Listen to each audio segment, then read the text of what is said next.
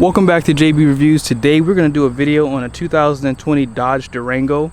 Now the reason why we're doing this video today is one, I want to show you guys what you can tow with this thing, but number two, Dodge just announced that they're going to do a refresh for the interior and exterior, and I'm really excited about that. And I wanted to get some footage for this one, that way you guys have a good idea how well Dodge has done with this brand. I mean, I think that the Dodge Durango is probably one of the best SUVs of all time, and I'm going to show you why in this video. Now before we get started, I like to show the window sticker, that way you have a good idea of the options and features. This is going to be a 2020 Dodge Durango RT Blacktop all-wheel drive. Base price is hefty, it's $46,995. This particular Durango was painted with that reactor blue pearl. I think this is the best color for this, especially if you get the black wheels and accents for this thing, which is this blacktop package. But just take a look at the standard features here. Be sure to pause, but this is everything that's going to come standard, and it's going to be continued on this side here. Now under the optional equipment, this is everything that you're going to get, so there's not a lot of features added to this thing. So when you take a look around this SUV with me, you'll kind of see that you don't have to add too much. I mean, I would definitely get the blacktop package because I love the way it looks. I do like the second row fold and tumble captain chairs. I would definitely get that too. Sunroof obviously, and then this does have blind spot cross path detection, which I think should come standard on something like this. But with destination at $14,995, you have a total price of $53,565, and all in all, fuel economy is not that bad.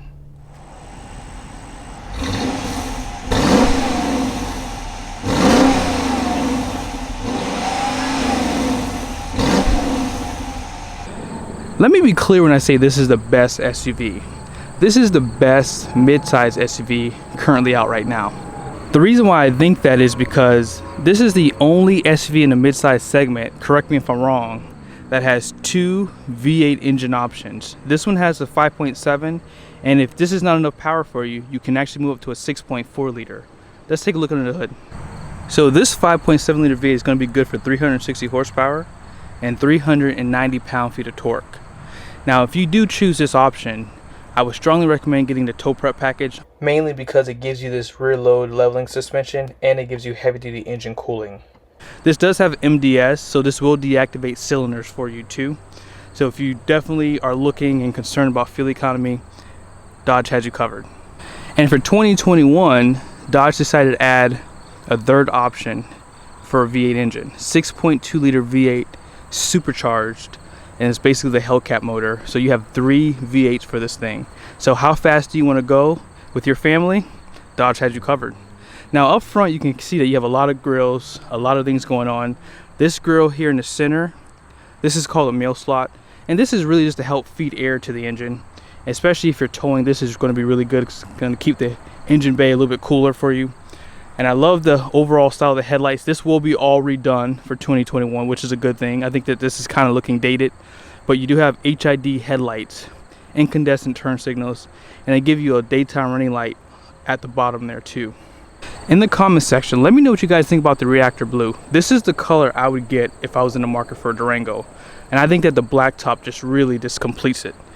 Black mirrored caps right here, black badges, and then you have this 20-inch black wheel wrapped in, 265, 50, 20. They do give you a fabric material in the wheel wells too. That's going to help keep it clean, and they do it for the rear too. I do notice on this front suspension, I see some aluminum. That's a good thing. It's going to help keep the weight down on the suspension. I would like to see more of that for some of the other cars that Dodge makes, like the Charger. Not a huge fan of the side view of this thing. It kind of looks like a minivan, I'm just going to be honest with you, but you have to remember, you do have a V8 engine. Now out back, you do have LED taillights with black accents on it. They do give you the black emblems, dual exhausts. The only thing I would like to see back here is maybe with the blacktop giving it black exhaust tips. And I don't know why the Dodge is not painted black. That's probably something really easy for them to do, but nevertheless.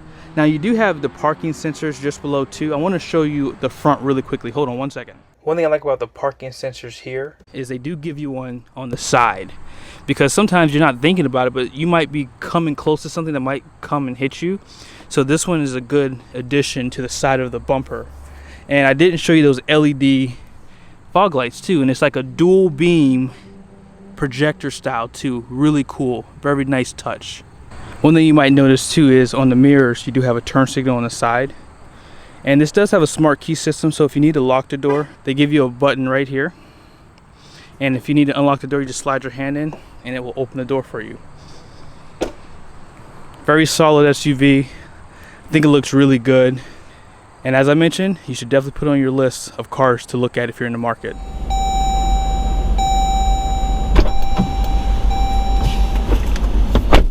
Alright, let's go ahead and take this for a drive. Now before I do that, I want to show you guys something really quickly.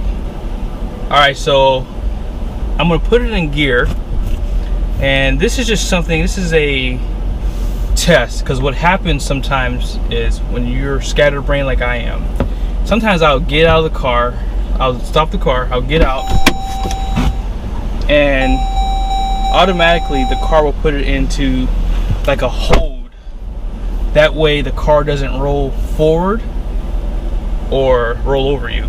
So that is a really good feature that they do put on this thing. I like that they do that, and it could save your life. But here we go. So this is my first time driving the Durango 5.7. I've only driven an old used one, and I actually do like the way this feels. It feels really good. A little bit more tighter than what my Durango was. Mine was soft, and I didn't like this. This feels like the Grand Cherokee a little bit, just a little bit. Alright, so we're going to hop on the highway really quickly. Yeah, this is definitely tighter than my GT. The suspension's different, I can clearly tell.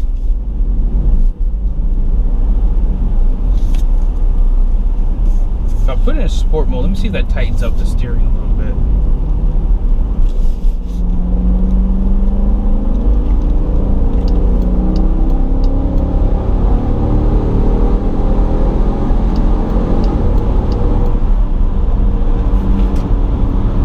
Good performance.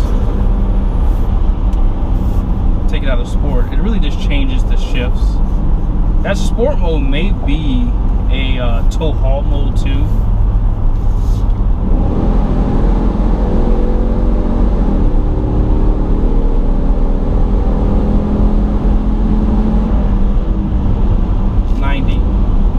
So it has pretty good get up and go. I'll be honest with you, this doesn't seem that much quicker than the V6 was.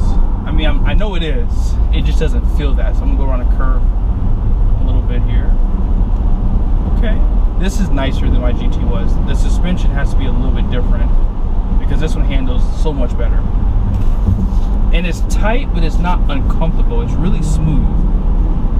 Now, as I mentioned, my Durango was like a company car, so I couldn't pick what I wanted, but I definitely would have picked this because this feels really good. All right, I'm going to show you guys a 0 to 60, but before I do that, I'm going to show you guys around this interior, so hang tight. One thing I am excited about for the 2021 Durango is seeing this interior redone. Like, I am excited about that. I will be completely honest with you. And the only reason why is because I can tell that this interior is starting to look dated, but nevertheless, it's still stylish. The leather surfaces look nice. They feel nice. They give you your little Dodge emblem there. Leather wrap steering wheel. This steering wheel is going to be powered too. And I do like this overall design inside of here. I do know you can get a carbon and suede package if it's something that you might be interested in with the Dodge Durango. Now, stepping in is really easy. This plastic piece isn't raised, so you don't have to lift your foot up to get in and out of the SUV. They do give you a cup holder right here, some storage. You do have seat memories, and moving over to this side, you have automatic headlights, and these are going to be HID, high and low beam, and this is how you control your gauges and your lights inside, just with this little toggle. And check out the steering wheel, really nice. A lot of buttons, cruise control. This is how you control your screen, and then this is for your Bluetooth. Now you do have push button start. And when you start it up, you see Durango. The gauges sweep. Really clean looking. This is a big screen too. Like, check how big this thing is. A lot of different things to look at, like your MPG. You can show your average and your instant, or they call it current. All your trip information. You can check out, see what music you're listening to. Any message that would be stored here, like if you have a bulb out or anything that needs to be addressed on the car, it'll show up in here. And this is just how you can press to set up your screen. You can change all these different features. You can change, let's go to the right side. You can change the outside temperature to the time. There's a lot of cool things in here that you can do.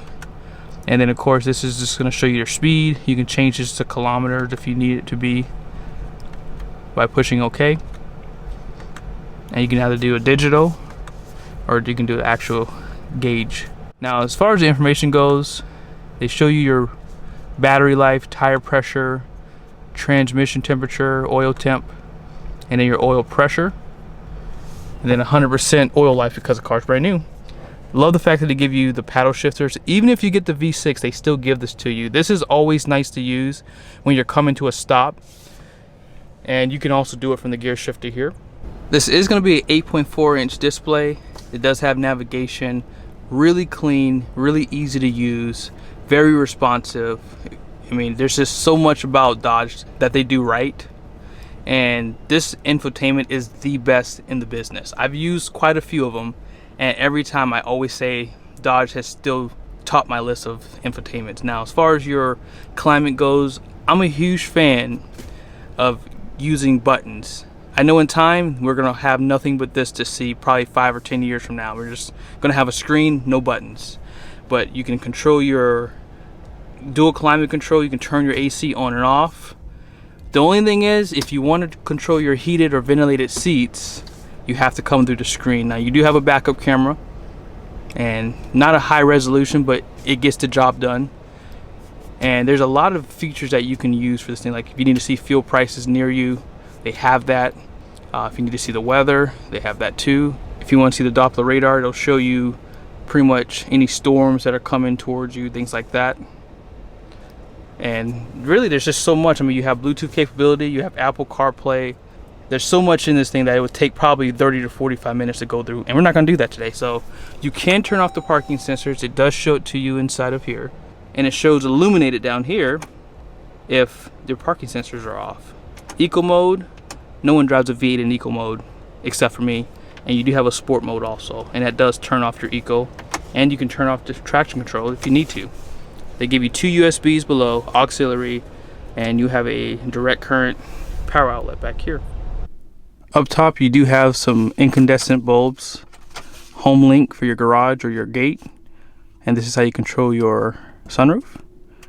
And then this is going to be for your lights on each side, and you can pop the tailgate by the push of a button. And sunroof is not huge, but adequate. To the right of your shifter, you do have 2 cup holders, place to store nothing, and all-wheel drive automatic, and then low range. Low range is going to be for deep snow or if you're stuck, and that's what's going to come. So you have to put it in neutral in order to activate low range. You don't want to drive with that though. That's not something you drive with. Now your center console, you have 2 spots. You have one up top and you have one below, and then this is how you work those 2 places to store stuff. Power outlets inside of here, and that's just about it. I would like to know that the cooled seat works really good. I think FCA has that under control too, because my truck, my car, all my cars that are with Chrysler have really good cooled seats. If you're like me and you don't like black interior, like this is too much black interior for me. I mean, I like to have like a 2-tone or something, or just like a tan interior, just because it's a little bit cooler in the summertime. And trust me, I know the thing will get hot because it's probably about 65 degrees, 70 degrees today, and it's warm in here right now. But you do have storage on the seat back, and this had the captain's chairs in the 2nd row. And as far as the door goes, you do have a cup holder and some storage. And if you pull this lever on the side, pull it up, and you pull this red ribbon here, I don't know, whatever you call that, you can actually put the seat up. And there's actually quite a bit of space back here with the seat down too. Let me climb back here now. I'm getting too old to do this. I have to probably hire my son to climb in these cars for me. So if I put the seat up, oh yeah, this is actually not that bad. I'm actually very surprised. Now, I owned a Durango. It was a 2018. It wasn't mine. It was a company car. And I never sat back in the third row seat because I had the bench. And, I mean, this isn't bad. I mean, this seat doesn't recline back here. So you're kind of stuck in one position. But these captain's chairs in the center, you do have 2 cup holders and a place to put something. Now, up top here, they give you air vents, 2 USBs, a power outlet, it's 115 volt, 150 watts, and these captain's chairs are going to be heated.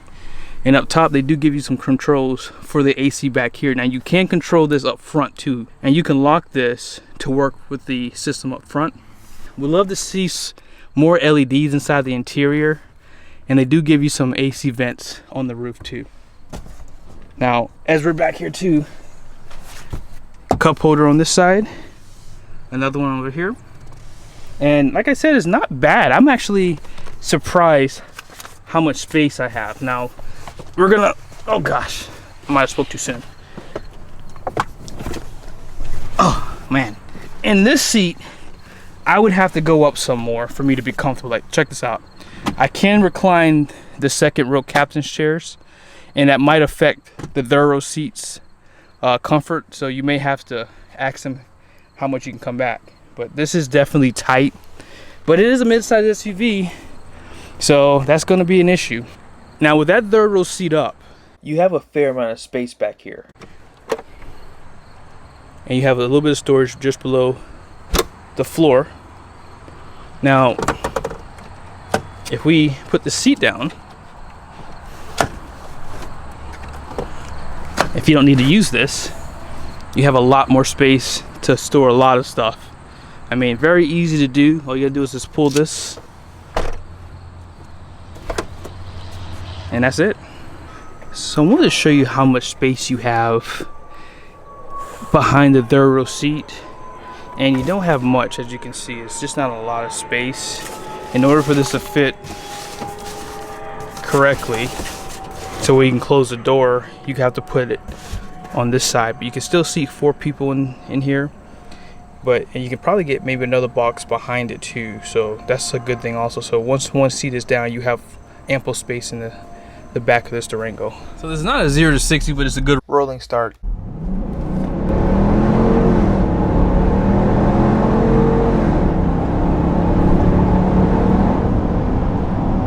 If you do plan on toying with the Dodge Durango, you do want to take a look at these numbers. Your gross axle weight rating up front is going to be 3,200 pounds. The rear is going to be 3,900 pounds. They do increase the gross vehicle weight rating to 7,100 pounds. This is basically what the half-ton trucks are. It might be 71 or 7,300 pounds.